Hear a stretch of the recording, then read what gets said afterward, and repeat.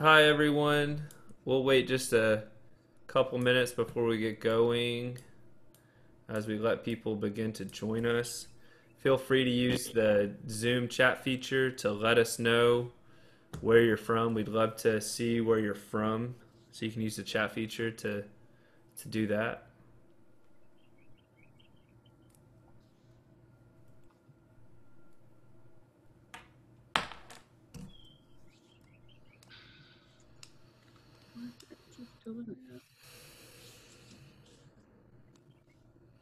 Mississippi, Atlanta.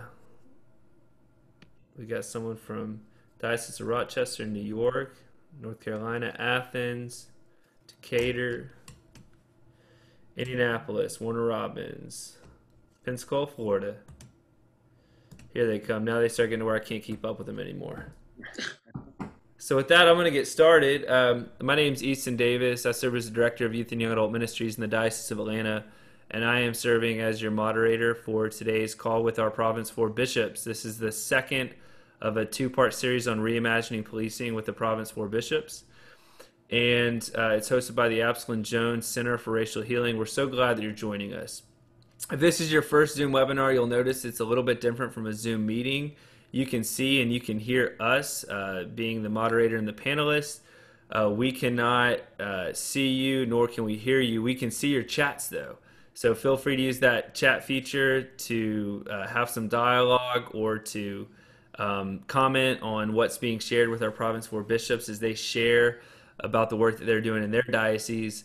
And we also have the Q&A component, and you can access that at the bottom part of your screen, and you can ask whatever question you'd like. You can address it to a bishop in particular, but we do ask that you use that Q&A section for questions only that we will get to during the Q&A session, and that will be how this webinar works. Is we'll have dialogue from each of our bishops, and then we'll move into a Q&A session for the remainder. So with that, I'm going to turn it over to Dr. Catherine Meeks, the Executive Director for the Center for Racial Healing. Catherine, so glad that you're here, and the floor is yours.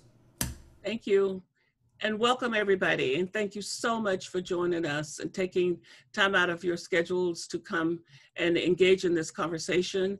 And thank you even more for being engaged in the work in whatever ways you are, wherever you happen to be. I'm so delighted to welcome our panel of bishops today, and as we continue the conversation in Province 4 about our situation as we confront these two pandemics, the pandemic of racism that got started in the 1400s when the first Europeans set foot on land that they thought they had discovered, even though they found people living there. And now it's been layered over with this virus. And I think we've been given an opportunity to stand up to the plate, to step up to the plate, and to take on this work in some new ways. And so that gives me courage and energy as we move forward to ask new questions and to listen for the answers that we need for the times that confront us. We've all been challenged to let go of the comfortable ways that we had settled into, and now we have to see what God's up to. And that's sometimes very disconcerting for us, even though we are on this journey with God. But I think God is faithful, and that at least has been my experience in all of these years. I had asked Bishop Michael Curry to join us today. He was not able to do that, but he did join us by sending a message to all of us. So we will take a minute to listen to that, and then we'll move forward. Easton?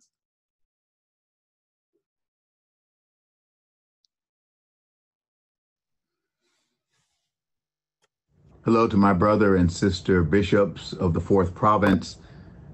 I thank you for coming together for these facilitated conversations around racism, race, white supremacy, human domination of any human being or any system or institution over and against another human child of God.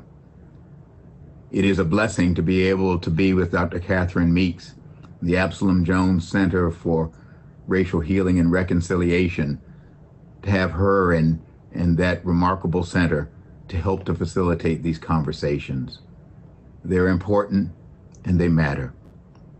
There is a passage in John's Gospel in the 8th chapter where Jesus says, If you continue in my word, you are truly my disciples, and you will know the truth, and the truth will set you free.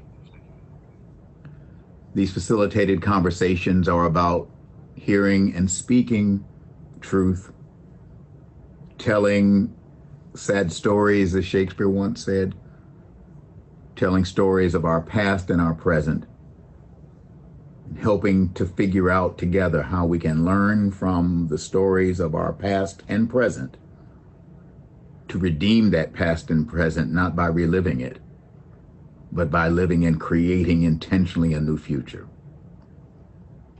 This work of overcoming racism and racist structures is difficult, time-consuming, slow, and painful. It is nothing less than taking up the cross in our time and following in the footsteps of Jesus, to hear and speak truth, and to learn from the painful truth how to fashion and shape a new future. When I became Bishop of North Carolina in 2000, I was sitting in the office one day, this is probably in early July of 2000, and my then assistant, Sarah Jo Manning, came in, and she was red. I mean, she was really red. And Sarah Jo is a classic Southern lady, a dear woman of God. She came in, and she wouldn't be the kind of person who would be that red. Well, she came in, and she had a little piece of paper in her hand. I was sitting behind the desk, and she said, "Bishop, you need to read this." And I picked up the paper and read it.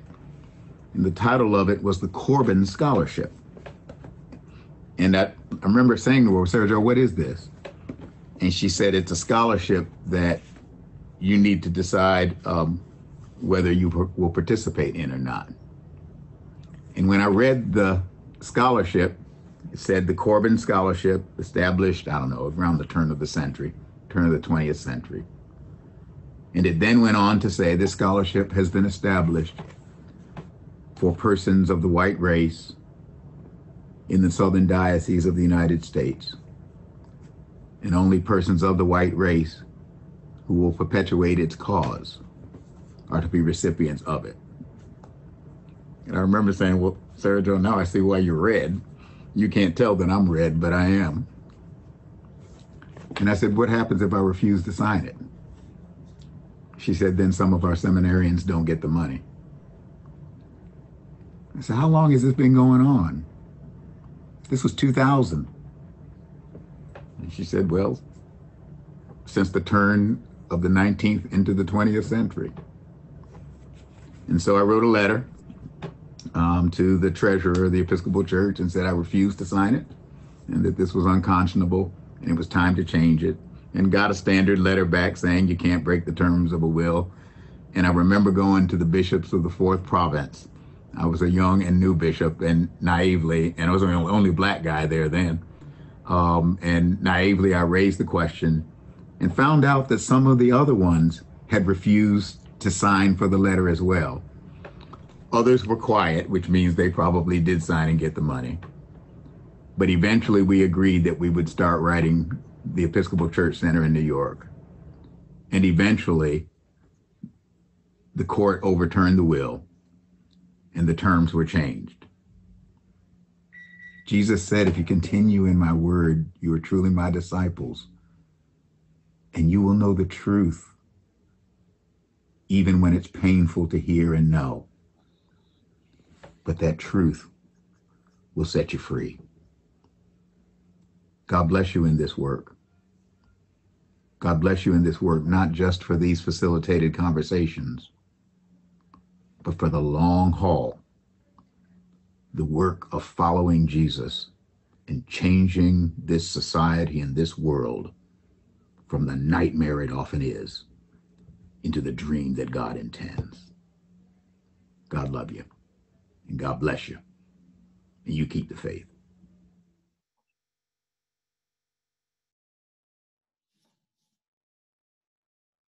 Appreciate Bishop Michael for taking time to bring us those words. I think that I really think that right now, all of us need to see our leaders more and more speaking about the things that really we have staked our lives on being true.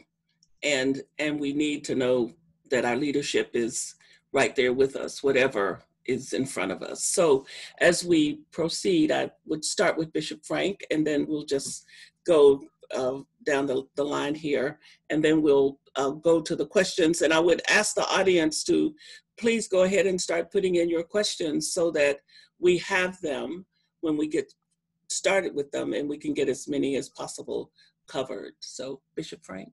Yes, thank you, Dr. Meeks, for convening this. Thank you, Easton, for making it all run so smoothly, and for everybody for being here. The naming two pandemics is exactly right, and they sort of landed for me as new bishop together. I was only consecrated on May 30th, so quite new to this office. And shortly before that, the video came to light of Ahmaud Arbery's killing in Brunswick, Georgia, and just where we all got to see that and just how difficult that was. I was very pleased that the clergy of the Episcopal Church in Glenn County was already very actively involved in that. Long relationships with other pastors and working with the leadership of Black pastors in Brunswick, Georgia, gathered together a couple of times, drafted a statement to really call their county into account. And out of the 29 local leaders that signed a statement asking for the GBI to investigate, all 6 of the Episcopal clergy in the county were part of that. And that really came out of long relationships. And I think that's something to just hold on to, that showing up and signing a letter, putting something on the website or whatever can make me feel better, but really doesn't do anything toward justice in an unjust society. And so, you know, as my consecration weekend, it so happened that on that Sunday morning, the day afterwards, I got text from a priest here in Savannah who had learned that there was to be a protest in Savannah being led by African-American 18-year-old who it was clear he had his heart in the right place, but the structure of a protest was getting away from him. And it seemed that it could not go well. So anyway, the priest contacted the mayor's office, got the police chief in, and the result was beautiful, actually, and a very quick turnaround of about 24 hours. Clergy, interfaith group of clergy gathered together at First African Baptist in Savannah for some de-escalation training and to go to the event, which was still led by the team who had wanted to put it on, to be able to stand against unjust practices in policing and to say we need a better future together. I remember very powerfully our chief of police here in Savannah addressing the group as we went out, and he said, you know, I spend my career as a policeman, but I spent my whole life going around in a Black body. And I've had to have the same conversations with my children that every other Black parent has had to have with their children. And though I have a heart for police and policing, I know that the system is such that I can't not have that conversation with them. And he talked about how just heartbreaking that is. So clearly, whether you want to decide we have a problem or don't have a problem, our house is on fire and we all have a problem. And part of that problem comes from, if you read the history of policing, it's up underneath there. And that does not tell us that all police are bad people or anything like that. Of course, there are good, hardworking people, just men and women, committed public servants making hardly anything. And what we put on their backs is amazing. The array of things that a policeman, policewoman can be responsible for in the day, from mental health issues and domestic violence and everything, that when we look at the support that we have cut off, for example, for mental health, that has created such escalated problems, we've got something to work with. But standing in the street with protesters is wonderful, but serious folks turn to policy after the protests are over.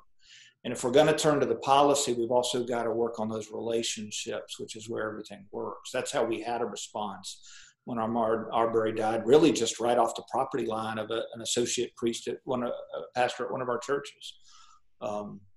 And so what we are doing in Georgia now is building on the good work that Scott Benhase did as my predecessor. He lined us up with a resource team with 2 people in every one of our 6 convocations ready to do training related to racial healing and reconciliation.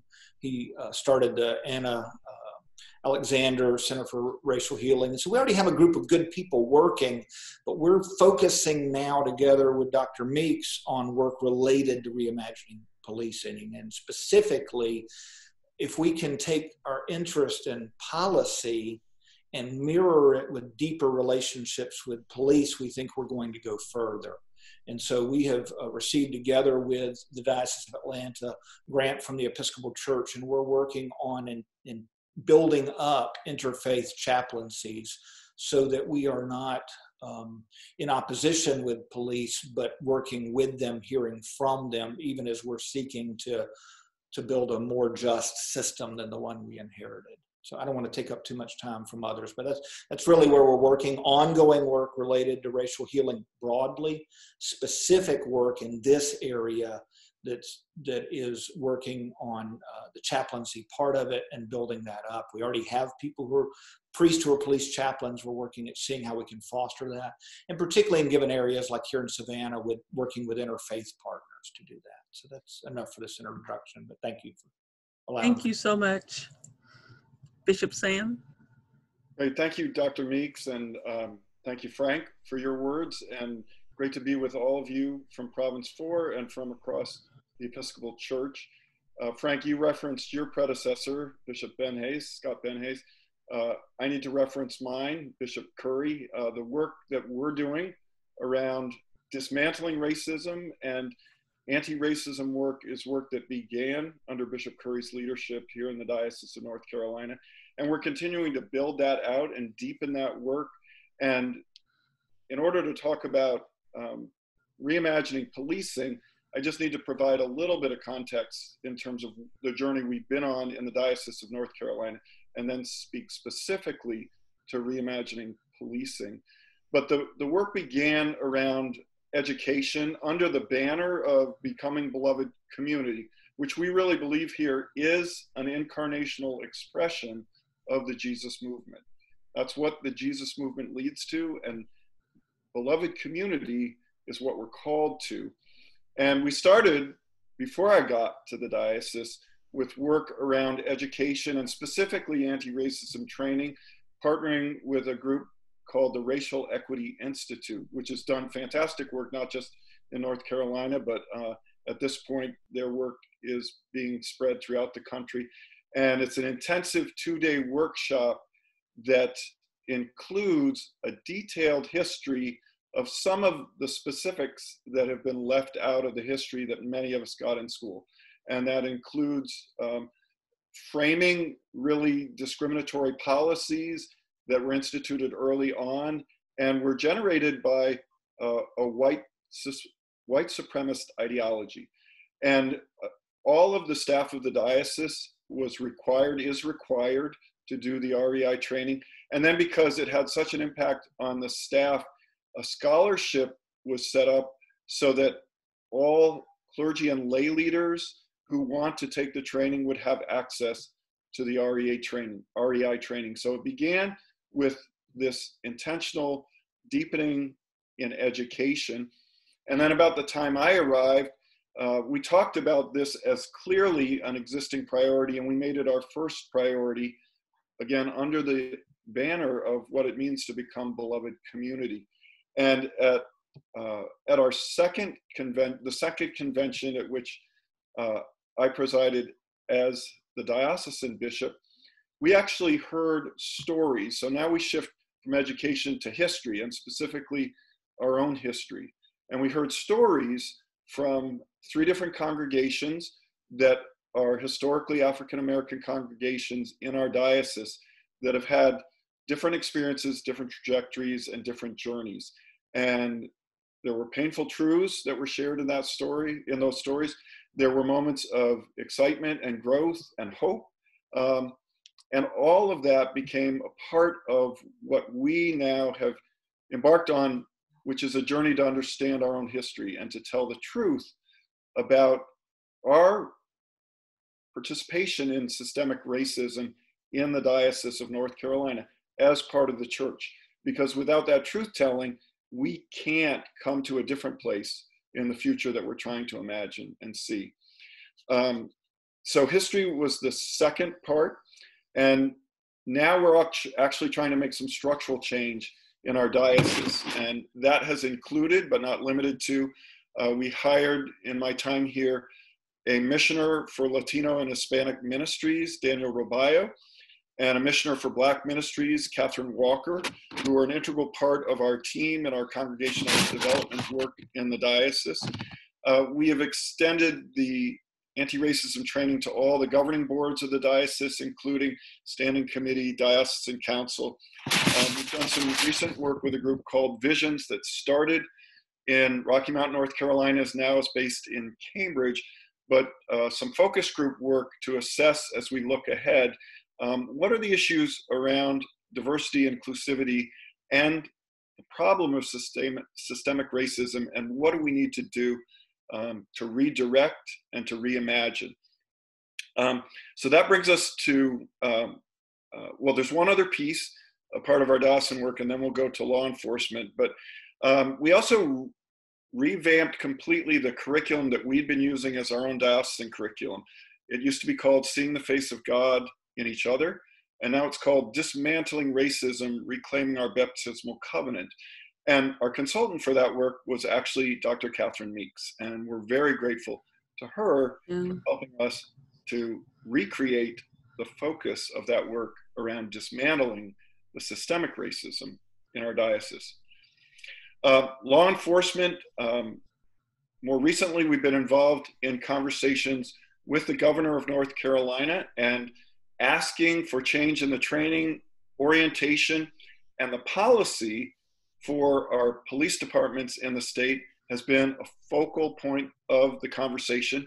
And one of our brother bishops, Jose McLaughlin from Western North Carolina, has been the chief spokesperson for that initiative. He was on the call, the previous call that met last week.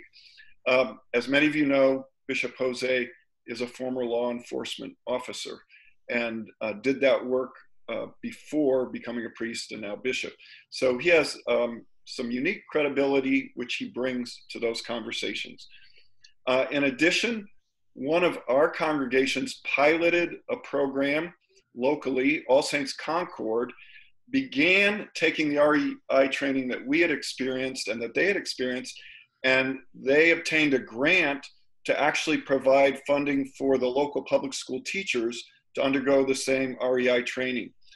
The officials of the county were so impressed with the training and the impact that it had on the public schools that they initiated engagement with REI to do training for the local police force and for the first responders, emergency first responders. So that's a way that one of our congregations has helped have an impact in local law enforcement and the training education that they're receiving. Last but not least, one of our members, a member of St. Ambrose in Raleigh, which is an African-American, historically African-American Episcopal church here in the capital city. One of our members is the chief of police in Raleigh, Cassandra Deck Brown, and she has been instrumental, of course, in responding to, among other things, the 8 that can't wait, those principles that police forces have been asked to adapt. It turns out that 5 of those 8 are already written into the policy of the department, the police department in Raleigh. But one of the changes that was made in early June in response to that initiative was it is now policy in the department that chokeholds and strangleholds are not allowed. There are 2 other issues that are part of the practice, but not yet part of the policy. And Chief Cassandra Deck Brown has been instrumental in moving that conversation forward. So those are some of the ways that we're involved across the diocese and directly on the ground in taking the education and the history work that we've been doing, but also bring it to the conversation with law enforcement. Last thing I'll say is we are still in the early stages of this work. We have a lot to learn, we need to do this work together, and we are counting on conversations like this for us to learn and grow and deepen our understanding of how we can have an impact, and the tools and some of the resources that we need to use to continue and deepen this work. Thank you. Thank you, Bishop Scott. Thank you, Dr. Meeks. Well, I'm no longer a diocesan bishop, so I do not have that responsibility anymore. But one of the things I'm drawn upon now is, for a very brief time before I went to seminary, I was a deputy sheriff in Warren County, Ohio. So I'm drawing on some of my own policing background as we think about this issue. I'm blessed to be a part-time vicar at St. Cyprian's Church in Oxford, North Carolina, which has a long history of racial challenges and certainly racism within the community. Some of you may be aware of the book by Timothy Tyson called Blood Done Sign My Name. It's actually about the race riots that occurred here in a county seat town in Oxford, North Carolina in 1970. The community is still very much racially segregated. I've only been a vicar for 14 days, so I haven't had a chance to meet with the chief of police and the county sheriff, but I do plan on doing that soon. Being a white vicar responsible for the spiritual oversight of a predominantly African-American congregation that also has a fair number and a growing number of Latino members is going to be a particular challenge for me. So I don't really have any broad statements to make about what we're going to do on the diocesan level. I think everybody can be thankful that Bishop Sam has that responsibility and not me. So I'll just hit it back to all you and listen to the next person who's ready to talk. Well, and we're just glad you're here as the former Bishop of Georgia that we worked with so much, and so much appreciated your support and affirmation when you were a bishop here. And I'm so much looking forward to continuing that with Bishop Frank. So, amen. Yeah, Bishop Russell.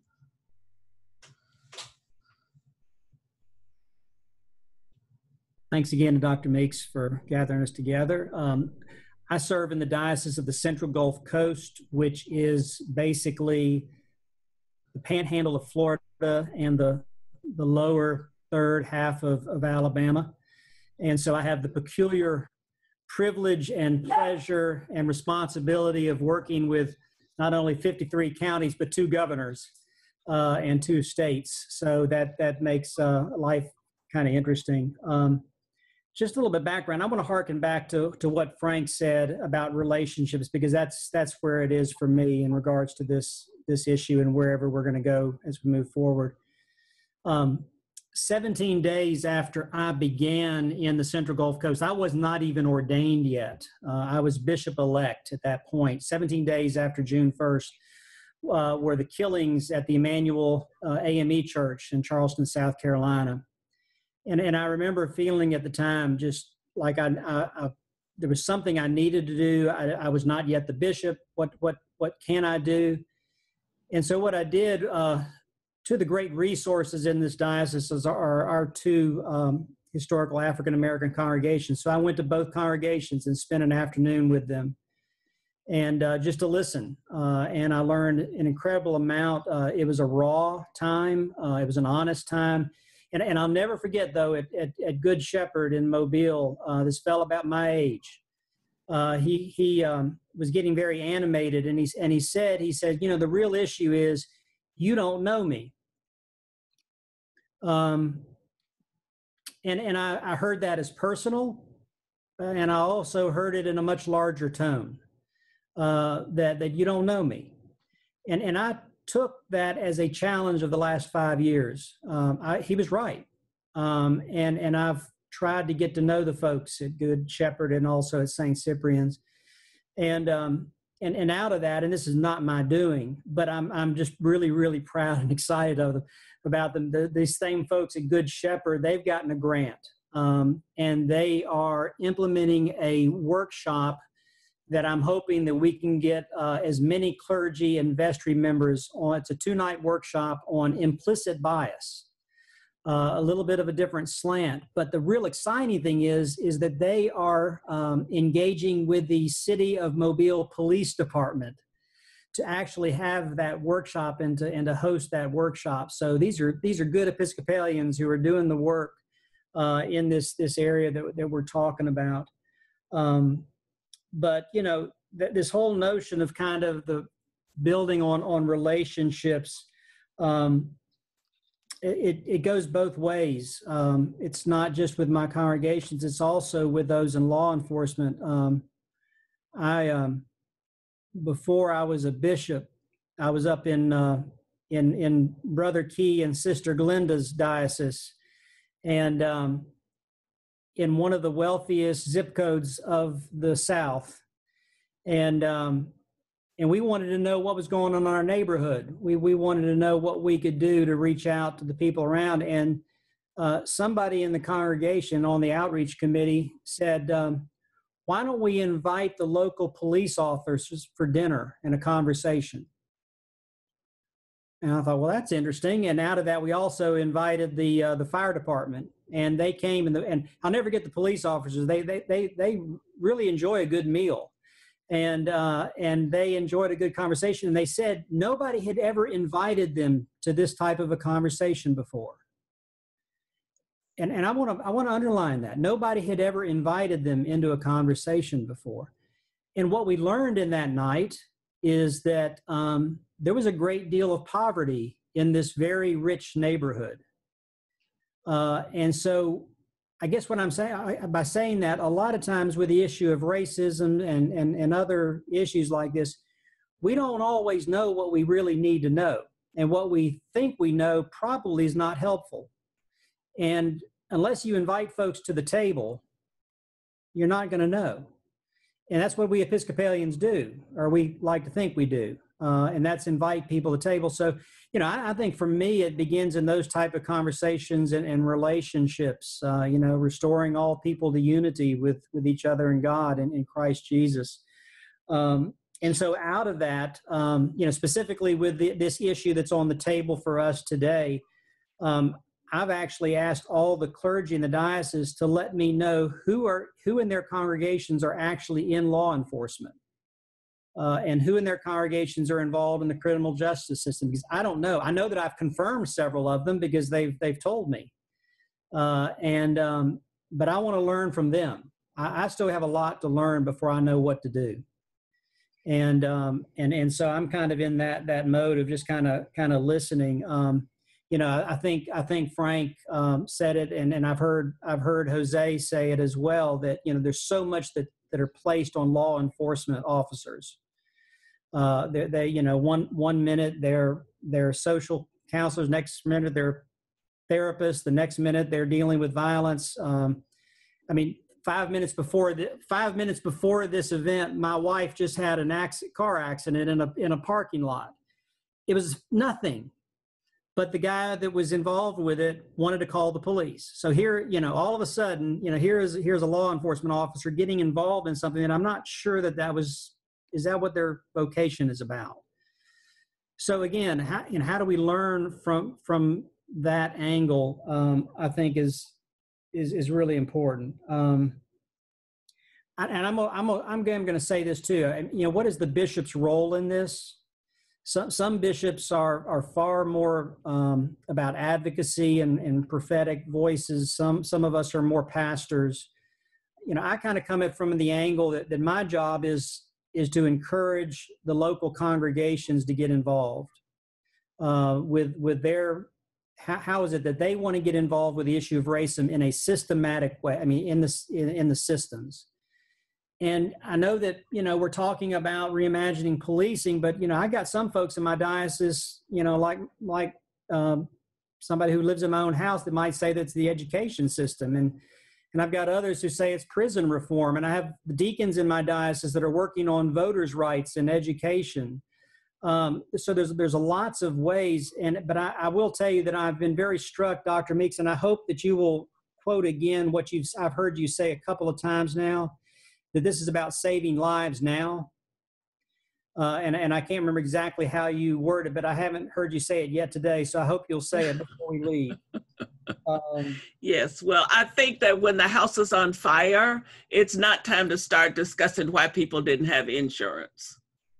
So we need to put the fire out, and the house is on fire with this whole thing, and people are dying quicker from a policeman's knee on your neck is a lot more dangerous than a poor first grade teacher. Yep. So thank you. Yeah, that's all I got. Thank you. All right. Thank you very much. Bishop Key. Hi, everybody. I am the about to be retired Bishop of Alabama, and I am greatly encouraged that we have finally called somebody who knows what she's doing to be the next bishop, and looking forward to all the good things that will happen when I get out of the way. I am a white male, middle class, overeducated, straight, right-handed person. I grew up in Mississippi. I've lived in Alabama for the last 27 years. I think that it's, in some ways, thinking about racial inequity is, for me, is like a fish thinking about water. It's just where I've been my whole life. And I remember whites only drinking fountains. I remember where the colored folks were asked to, go to a different part of the restaurant. And I think if I had ever thought about it as a child, I would have thought it was wrong. But it was the way it was, and the way it had always been. So I think that the first step in the 12-step recovery program is to acknowledge that you have a problem. And I think that that's where a lot of folks are. We're still struggling to acknowledge that we have a problem. And for the people who have lived in white privilege our whole lives, to acknowledge that you have a problem is to acknowledge that you have done nothing for all this time and just watched it happen around you. And that's a lot to face, I think.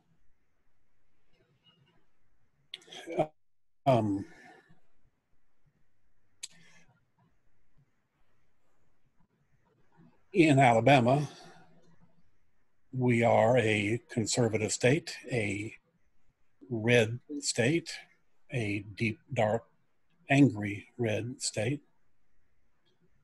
And it is amazing to me how often and how quickly anything you say or don't say becomes a political issue. Mm-hmm. I'm talking about Republicans and Democrats' political issue. And it is amazing to me how divisive any conversation that you allow yourself to get caught up in along those lines divides the children of God. One of the good things that we do in Alabama, we do with the Diocese of the Central Gulf Coast, and that is the annual commemoration of Jonathan Daniels Day. Jonathan Daniels, who was killed in Haynesville, which is actually in Russell's diocese, but the two dioceses have worked together to commemorate that. He was shot, I think, on August 12th or 15th. Somehow, meteorologically, it is the hottest day of the year, and we gather down there and walk from the courthouse to the jail to the place where he was shot and back to the courthouse. when I was in seminary, there was a book that was brand new at the time called Brother to a Dragonfly by Will Campbell. It's a wonderful book. I recommend it. When I read it the first time back in '79, I didn't know who Jonathan Daniels was. But somewhere in that book, Mr. Campbell talks about the night that he found out that Jonathan Daniels had died. He was with his brother, who had a lot of issues, and a newspaper man who was an enthusiastic skeptic about religion. This newspaper man had pressed Jonathan Daniels to give him a simple definition of Christianity. And after a long time, Will Campbell said, okay, here's the gospel. We're all bastards, and God loves us anyway. So the night that they found out that Jonathan Daniels had been killed, this newspaper man said to Will Campbell, Southern Baptist preacher and civil rights worker, does that still hold? Is that definition still true? We're all bastards, and God loves us anyway. And Will said, it is. That's true. And the guy said, so Jonathan Daniels was a bastard?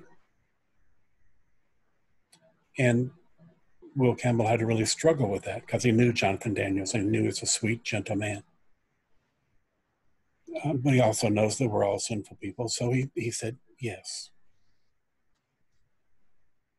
And the newspaper man said, and is Thomas Coleman, the guy that shot Jonathan Daniels, a bastard?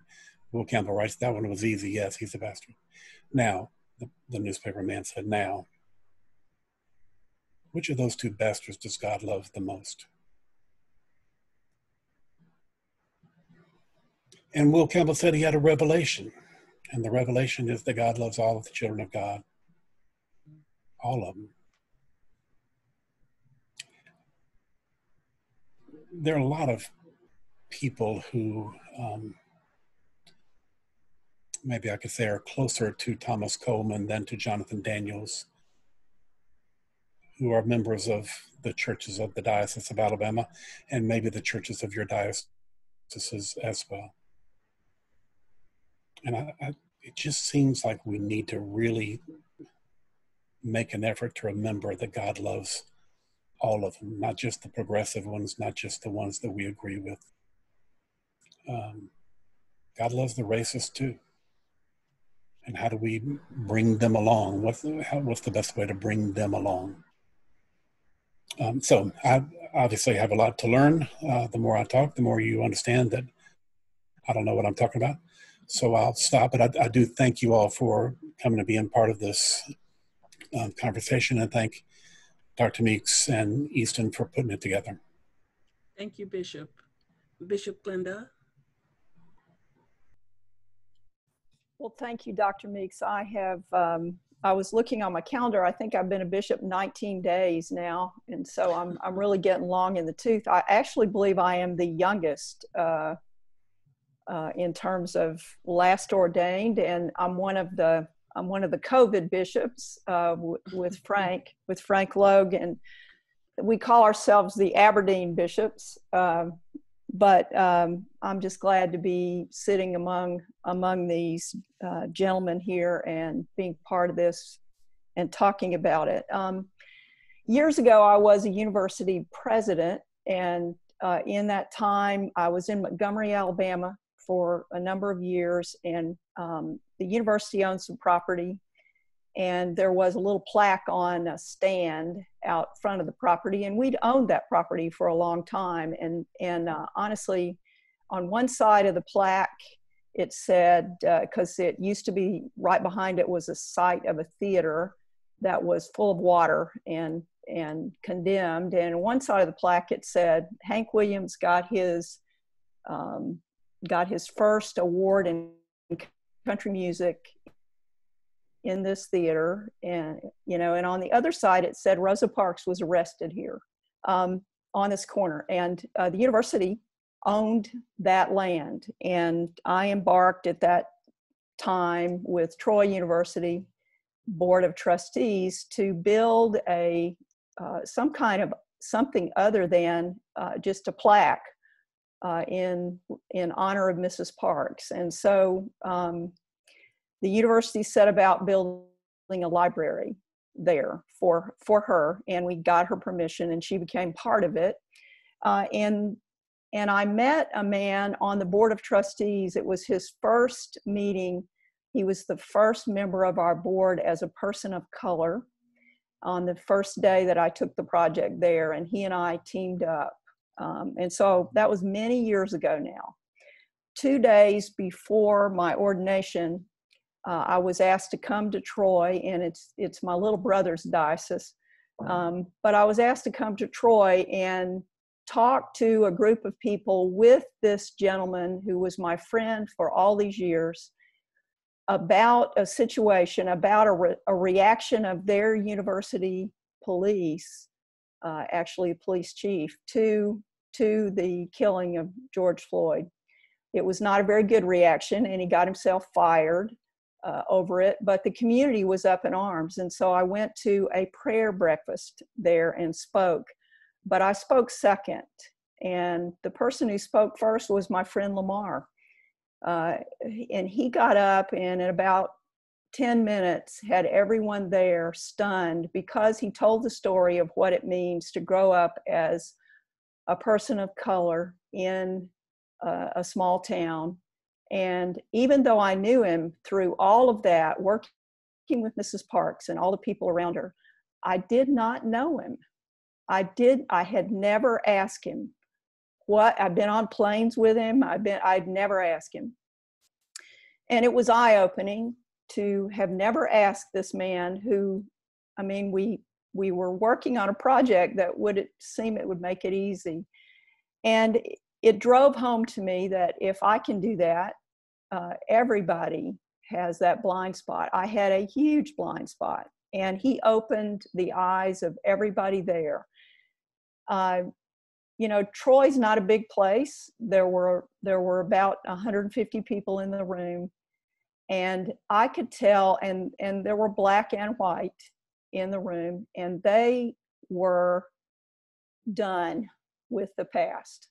They really want to come together, and that's the sense I had. Sort of like a period of discovery, but then all of a sudden the stars line up, and suddenly we have people that are serious about addressing things that should have been addressed years ago. And I do think that's where we are as a society and as a church, and the church can, as you've said, Dr. Meeks, step up to the plate.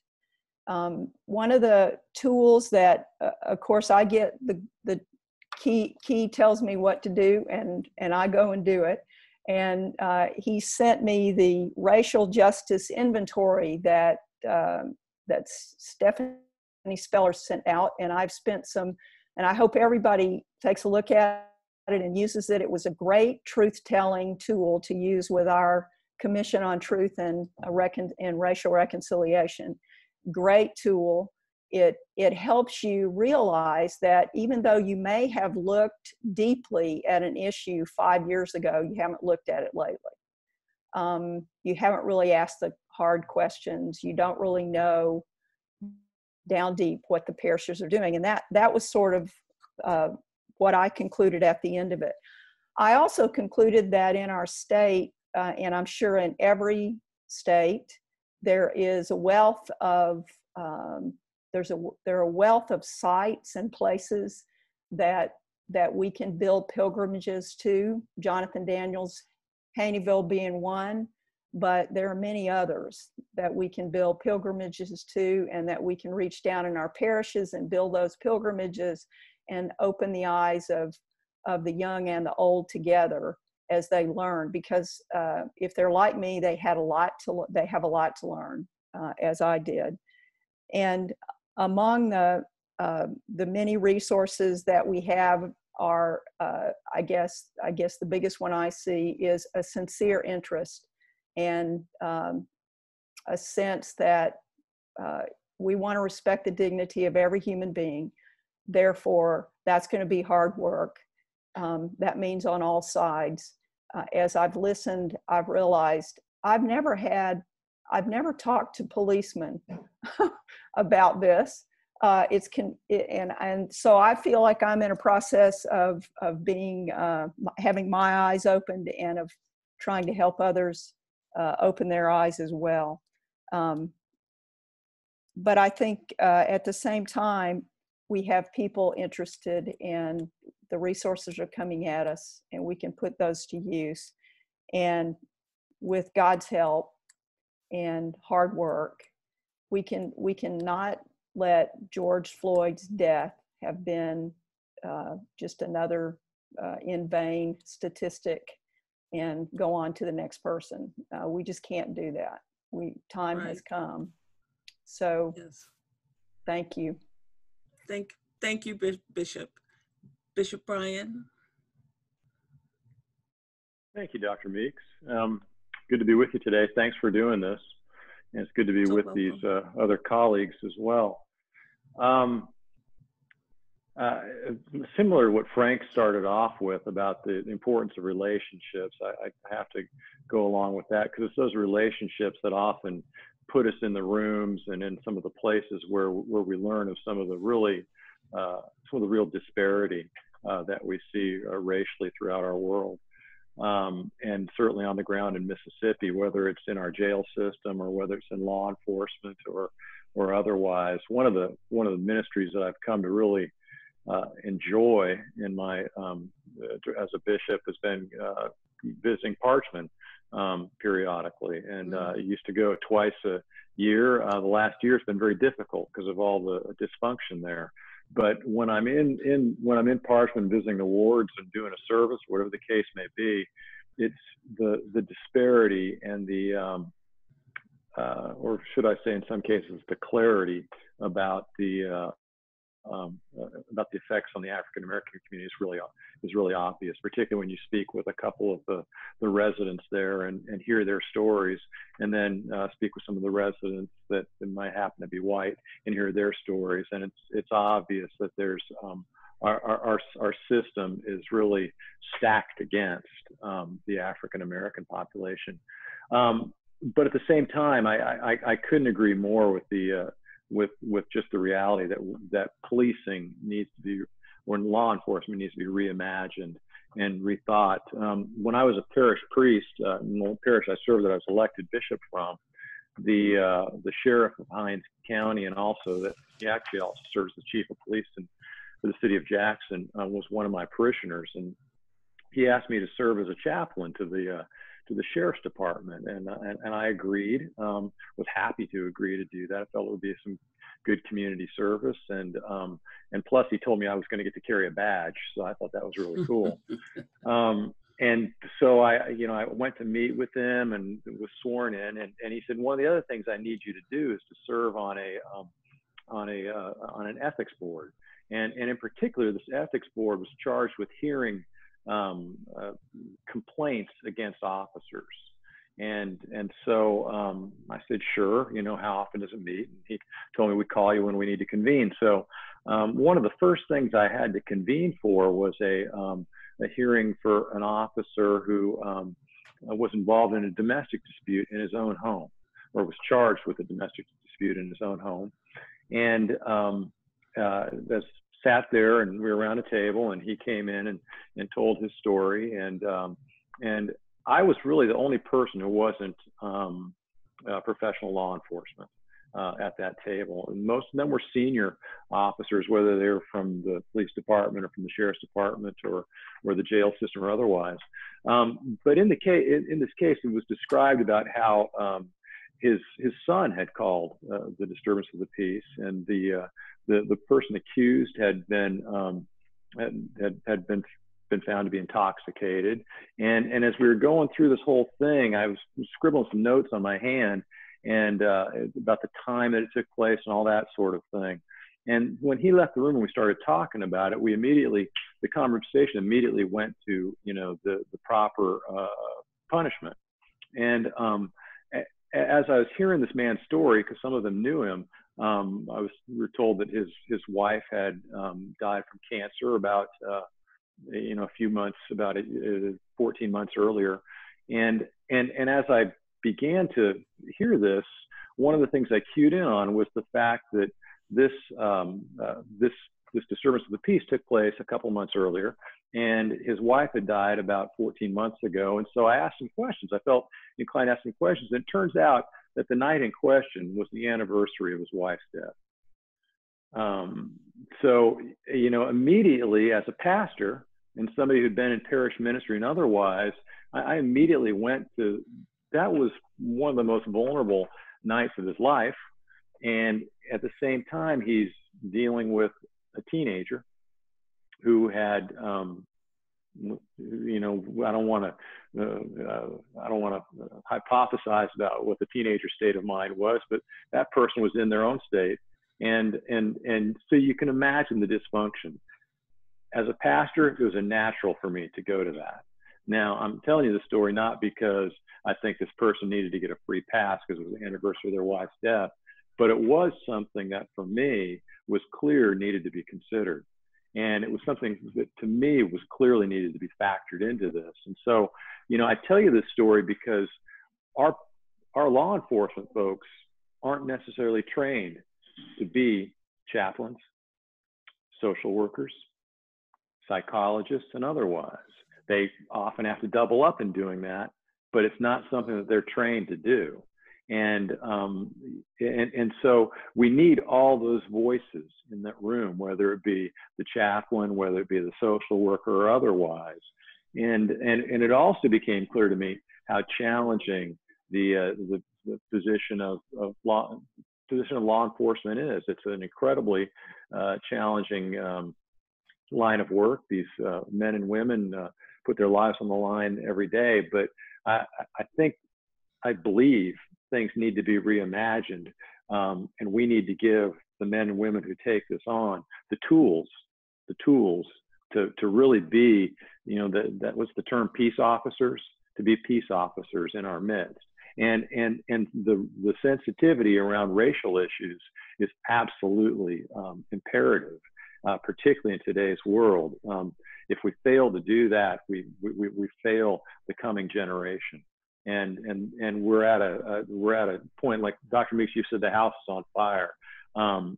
Absolutely, and we need to do something about the house being on fire. But perhaps the house being on fire can be the impetus for us to really invite and bring some change, and also to step into some of the crucial relationships that I think can help us find change and help lead to change, and really reimagine and revisit how we might be able to be, we as the church might be able to be of service to law enforcement, and likewise help shape a change that might change the lives of our children and their children. Yes, thank you very much. And I see we have a lot of questions. So Easton, maybe you've had them for a little bit. So maybe you've been able to bundle some of them so that we can hear as much as possible. But let's just dive right into them. Yeah, it's always the fun stuff, going through the questions. I'm trying to get them lined up. So give me a second here. I think I want to start with this one. And Catherine, this is something that you might speak to as well. But Newland Smith, have you been in conversations with groups calling to defund the police, or maybe we could ask the bishops to speak to what that really means when, you know, and how that's been kind of misconstrued in the media on what we're really talking about when we talk about defunding the police. So I would want the bishops to speak first, since I want your voice to be heard more than mine. So please jump right in. I'll jump in on that. What I would say is what I began with, which is that what we ask of the police is too much. And really part of it came in defunding things like mental health care that led to problems bleeding out onto the streets, and the police are left to handle that. I think I really wish the expression weren't defund the police, because that's not where we're at. Where we are is, how do we right size what we're asking of law enforcement professionals, and how do we then rightly fund what our communities need to respond to the challenges, that we have just left police to handle so much, and then wondered, you know, why there's a problem. And that's what I really see, is how do we work on policy at the budget level and other levels to appropriately respond to the things that we need to respond to, and that's what this comes from. That's where I would engage with it at.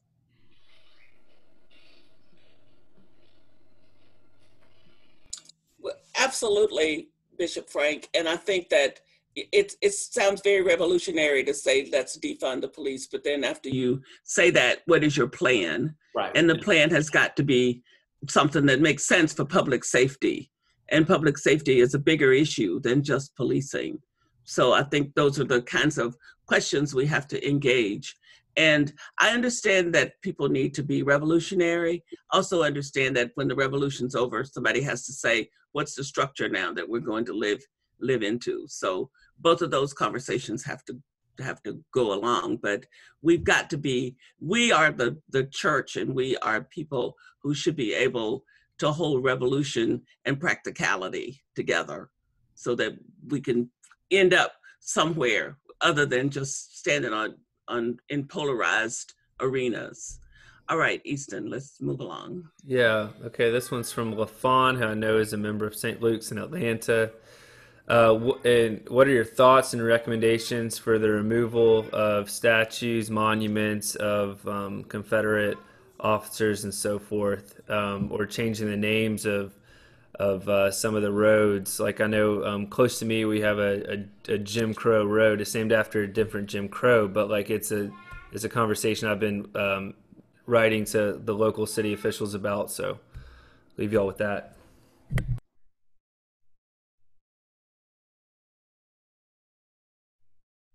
What a drag to be the other Jim Crow. I never thought there was another one. Montgomery is in the Diocese of Alabama. That's where the Edmund Pettus Bridge is, where Bloody Sunday was. I think it should absolutely be changed to another name, and there are a lot of choices to make. As it happens, Edmund Pettus was a Confederate general involved in the Ku Klux Klan. He was not a kind of a stellar general, and I think the bridge was named more for his involvement with the Klan than his involvement with the Confederacy. So I absolutely think that should be changed.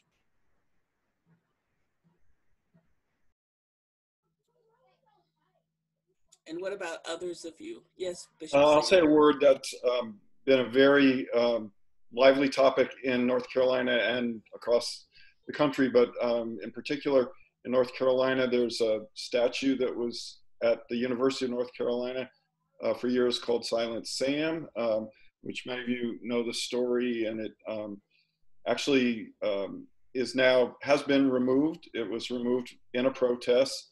But it led to not only the restructuring of some of the leadership at the University of North Carolina, including the provost, but there's ongoing conversation about what should happen with that statue and all that it represents.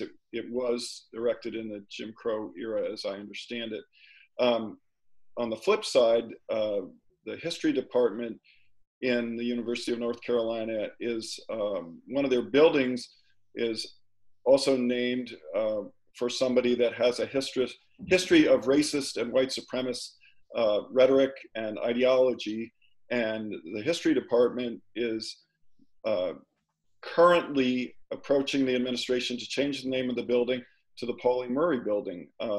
And so the bishops of North Carolina are very much in support of this.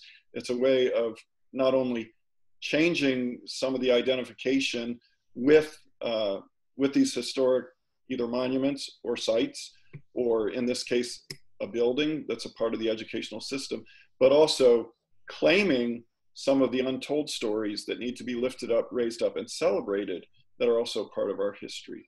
And Pauli Murray, as most of you know, was the first African-American priest ordained in the Episcopal Church and has a rich history at many layers in our country, both as an attorney as well as a priest. And I think, I just want to say this really quickly so we can move on, but I think that part of our job is to create a new narrative, and we need to do whatever it takes to create that new narrative. And that means that some of this stuff needs to go away and new things need to be erected, whatever it means, but we do need to create a new narrative, a narrative of inclusion rather than supremacy, notions of supremacy and denigration. So, Easton. All right, I think that Bill Kiley, thanks for joining us for this one. I think you were on the last one too, because you asked this question, which went around for a little bit. But do each or do any of y'all as bishops have regular semi-annual meetings with the chief of police, sheriffs in your local cities, counties, sort of like a CEO to CEO level relationship building type of meeting?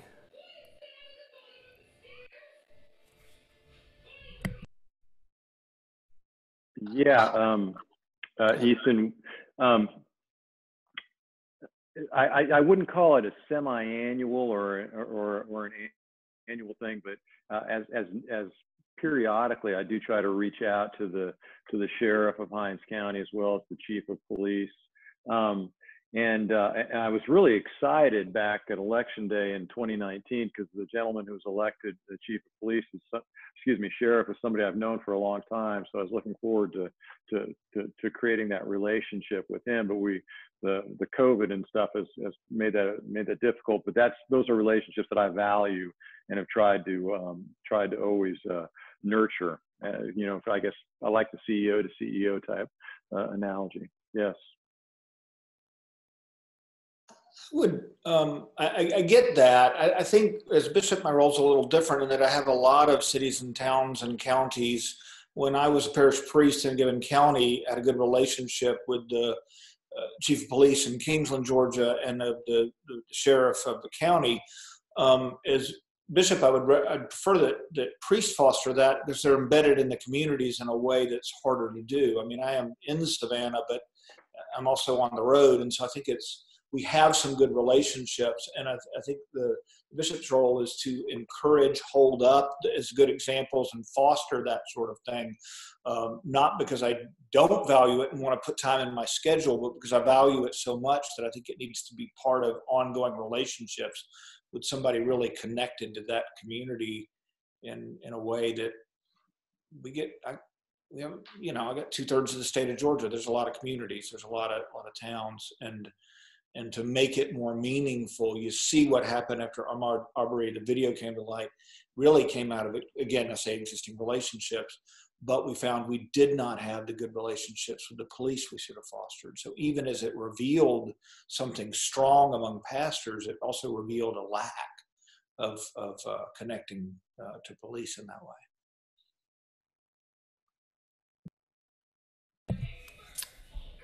All right, this question is from Susan Gage, and her question is, she's wondering what dioceses are doing to institute anti-racism training for clergy and or lay people. I think what is a great other thought that we'd love to hear from bishops on is what about seminaries? Like, what's the role with bishops and seminaries in incorporating anti-racism training as a part of curriculum?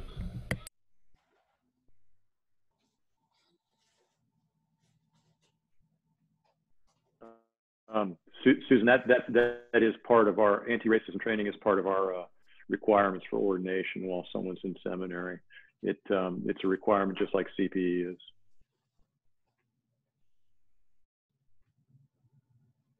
And I would simply concur with that. It's something that I think we're all doing it in some form or fashion in our diocese. When I got to Central Gulf Coast, they had not had a workshop in like 8 years. So we've basically had to kind of start over. But now you're learning that, I think I saw a couple of the chats, people were asking about the spellers resource that somebody mentioned in one of their comments. You're getting other resources. We're using a resource from Harvard on the implicit bias. So some other things that can, it's not a one and done type of thing. I think that's what I'm learning, is that there's more to learn. There's other ways to kind of get at this information, that to simply have a certificate and say that I've checked that off the list that's not enough. And I'm looking at myself when I say that as well. Yes.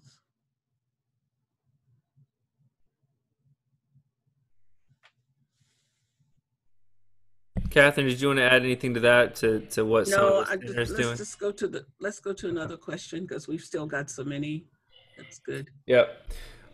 So this is a question about kind of how we build bridges and partnerships with other denominations, but in working with our evangelical churches that are so common to us in the South, how are we talking to them about discussions of race? Are there any of our dioceses that are in discussions kind of across the table with our evangelical siblings? Yeah, Easton, we just had a big moment in Mississippi about 10 days ago with the official changing of the state flag, and it was a long time coming and a lot of work. And really, this most recent move started with a number of us from the liturgical and sacramental traditions, but it was really reaching across, and I'll just be blunt, it was getting the Southern Baptists involved that really made the big difference, and that happened, I think, in large part because I'm sure I'm not the only one who reached out to the Southern Baptist Convention and just began a relationship with them and said, let's work on this together. Let's see what we can do together about this. So yeah, I'm certainly making that attempt, and we in Mississippi are doing that because it's just and our Mission Mississippi efforts are regardless of denomination. And frankly, we found a lot of really unique partnerships in some of the smaller areas up in the Delta and other places because of reaching across the denominational lines and reaching into some of those relationships that aren't, some of those evangelical relationships that aren't always necessarily, we don't always imagine are compatible with the evangelical or liturgical churches. I just wanted to add that not so much the evangelical churches, but I know a number of our congregations have tried to foster relationships with AME churches to get across those lines. And then in Pensacola, there's a justice movement that is very ecumenical, very diverse, interfaith, and so those kind of things are working at the local. Again, it's kind of the grassroots level. But I have found from my clergy a lot of fruit from these relationships, especially with AME congregations. I know that's not necessarily the question, but I think going to the issue of getting in conversation with folks who don't look like us, 99% of us Episcopalians. Yeah.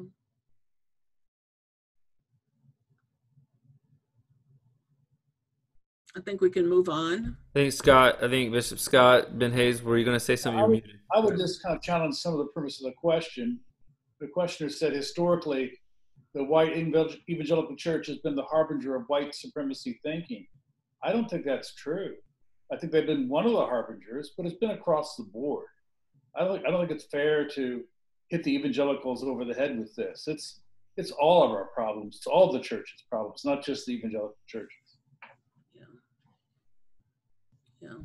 You only have to take a look at lynching to know that everybody's got their own part of this to be this part of the sin to take credit for.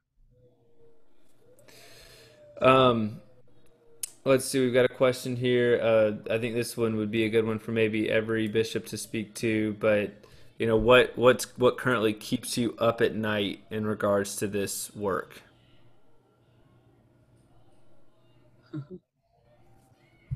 I'll go first. I had a moment when I was first bishop at our first clergy conference, and one of our African-American clergy, rector of actually St. Ambrose, the parish I mentioned earlier in Raleigh, where one of the members is the police chief, and she also is African-American. And the rector stood up at clergy conference and talked about the situation. This was 3 years ago on the streets in Raleigh, and said he was afraid. And I said in that moment, when he talked about his own fear on the streets of the city where he lives, my heart jumped into my throat. And that continues to keep me up at night, not just for the clergy, but for every person of color in my diocese. Their lives are at risk, and we have to make changes. And the systemic changes are going to take years, but I am grateful that we are entering into this with full hearts now, and with renewed energy, and with a focus that seems to be getting more and more traction. And I just hope that the momentum continues to build. I don't mean to change the question, but it just is a thing that I wonder about it a lot, which is, what are the things that I'm worried about spending my time on that God doesn't really care about one way or the other? And what are the things that are keeping God up at night that I'm not worried about? And I think that relates to this question of what keeps me up at night. And of late with this work, it's been, my conversation with Dr. Meeks about this, where she said the measure of whether we're doing any good in this particular work is whether less people are dead because of our work. If we're not doing things that changes the real world in such a way so that more people live and are safer, then we haven't done that. And that statement by her about this work has, that's been the thing that's kept me up at night. Is that I get you, I hear you. Now, how can I do something that does that? I want to join you in it. So what does that mean for me in a concrete way, that actually makes a difference? So. Yes, thank you. This is not a way. I mean, this is a very personal answer to the question, and I actually it's two different people. One is Jaboris, and Jaboris is a teenager that I confirmed, and he just graduated. He's going into the Navy. He's a member of Good Shepherd in Mobile, and he wants to be a police officer one day. So he keeps me awake because I want to do whatever I can to help him in his life. And the other one is a fellow named Connor. Connor's about 12 years old. He lives in Charlottesville, Virginia. He's my nephew, and he's an adopted child of Black and white. And he was there in Charlottesville when all the riots were going on, and he hid under his bed because he asked his mommy if they were going to come get him and take him away. That's what keeps me awake. And maybe I hope it inspires me to try to do a little bit better and as somebody I respect said, to be a half a shade braver.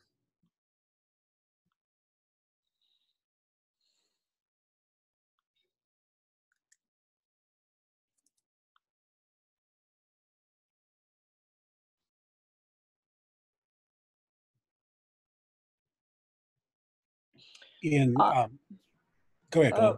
Oh, that's okay. I was just going to say, missed opportunity keeps me up at night. This is one of those moments that you don't want to look back on and say we had people's attention. We were working hard, and we got distracted, got onto something else. And some of the young people in our Sawyerville program that we see every summer, and we see them when they're infants, and then we go back every summer for the last 20 years, and they grow up, and the condition of their schools, sometimes I wake up thinking the difference is not acceptable. And so the church is down there in the summer, so the church can be down there other times too. Yes, indeed. I was going to mention Sawyerville also. We have a program for at least 25 years that in a very poor part of Alabama, Episcopal kids, high school kids go, and we have a day camp, and we've developed relationships. And some of the kids who start off when they're 4 and 5 years old are now some of the adults that are running the program. It's a beautiful thing. One of those young men who grew up near the tiny town of Sawyerville, Alabama, was a counselor at a special session recently. We have 2 camp sessions for people with mental and physical disabilities. And I have known this young man for a little while, and I saw him, I think, last summer, and he was very upset. And I said, "What's going on?" He said, "Can I talk to you?" I said, "Yeah." We walked away. He told me that some of the other high school kids were kind of teasing him about being black. And I said, "Oh, surely they're kidding." He said, "You don't hear what they're saying." And I was I didn't want it to be true. I didn't want that to be what was happening. And so I was trying to, I don't want to tell him that he hadn't experienced what he experienced, but I guess I was trying to convince him that he had misinterpreted. And finally he said with tears in his eyes, "You don't know. You cannot know this." That white privilege that has been sort of the environment that I grew up in, I think it limits our willingness, certainly, and maybe our ability to see what's going on. And I think we need to hear it. I think we need to know. So that's what keeps me up. So we probably have time for one last question before we need to come to a close to honor people's time. Yeah, I was hoping we'd hear from every bishop on that one, and that would kind of take us out, Catherine. So we still had a couple that we hadn't heard from on that. So let me see if I can find Okay, well, sure. Anybody else? I'd be happy to speak to that. I have a lot that keeps me up at night these days. But like Glenda, I don't want us to miss this moment in history and miss this opportunity that to work together and to make a difference. As I'm arguing with certain parishes and vestries and such about when to start worship back up or when to resume this and when to go virtual, as I watch the unrest in the street and really this incredible energy by the generation to come and this incredible leadership mantle that they're taking up, it keeps me up at night wondering how can I best support them to continue this really important movement and state. Yes. And I would just say that now that I'm retired, nothing keeps me up at night. And it's enough for me that Frank has to stay up at night. So that's all I feel. I feel good about that.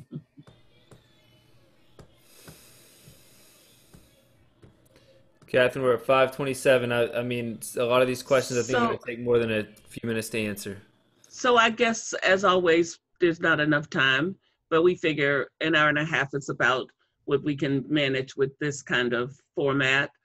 I think that I said this in the last webinar, and I want to say it again in case anybody didn't hear it, that when Donald Trump stood in front of our church and held up the Bible, that God sent a special delivery letter to the Episcopal Church that said, "Here is your marching order. You are being called into action to stand up taller than you ever have and to engage in ways that you haven't before in this issue here of creating a space for beloved community to emerge at some point." So I believe that when God writes you a letter, you ought to pay attention. And so since that's how I saw it, I want you to know that I'm going on record of responding to what I consider to consider that as an invitation. So I plan to worry everybody to death about not missing the opportunity and not paying attention to the special invitation that we've been given. Our church has got amazing resources, both in terms of money, in terms of intellectual ability, and will and goodwill. And we just need a little more courage. We just need a little more courage to stand a little taller and to be a little better here. And I consider that there are children dying in the water, and whatever stands between me and them will get walked on and run over, because getting to them is the most important thing that we've got to do right now.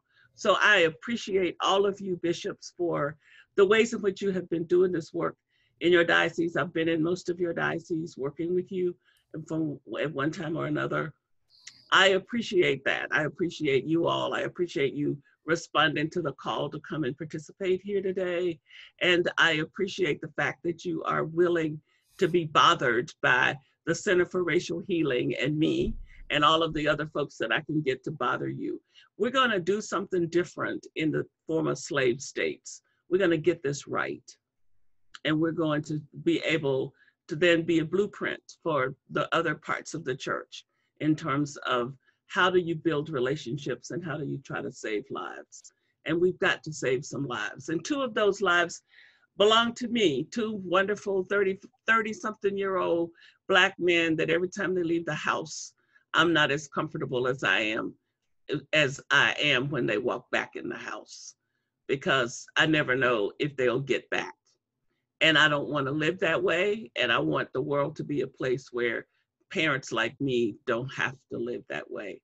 And I appreciate your being willing to be engaged in helping to make that world. So thank you so very much, bishops, and thank you, audience, and thank you, Easton.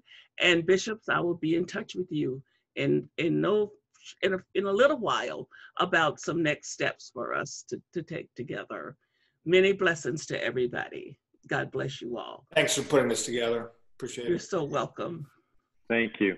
Thank you. You're so welcome, all of you.